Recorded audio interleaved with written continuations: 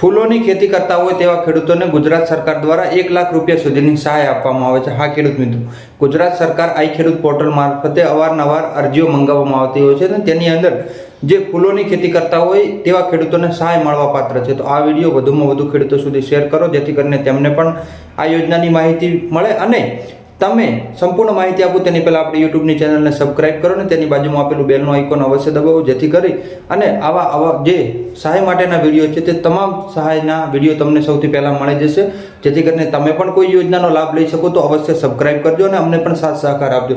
તો સંપૂર્ણ માહિતી હું તમને આપું તો છોટા ફૂલોની ખેતી કરવા માટે સામાન્ય વિસ્તારમાં 50,000 રૂપિયા હેક્ટર અથવા તો ખર્ચના 40% રૂપિયા ચૂકવણું કરવામાં આવે છે, બંનેમાંથી જે ઓછું હોય, અને અનુસૂચિત વિસ્તારોમાં 50%ની સહાય, જે વિસ્તારોની અંદર 50%ની સહાય આપવામાં આવે છે। 2 હેક્ટરની મર્યાદામાં સહાય આપવામાં આવે છે, એટલે 2 હેક્ટરની અંદર વધુમાં વધુ સામાન્ય વિસ્તાર માટે 50,000 રૂપિયા હેક્ટર પ્રમાણે આપવામાં આવે છે, એટલે 2 હેક્ટરની અંદર 1 લાખ રૂપિયા જેટલી સહાય મળવા પાત્ર છે।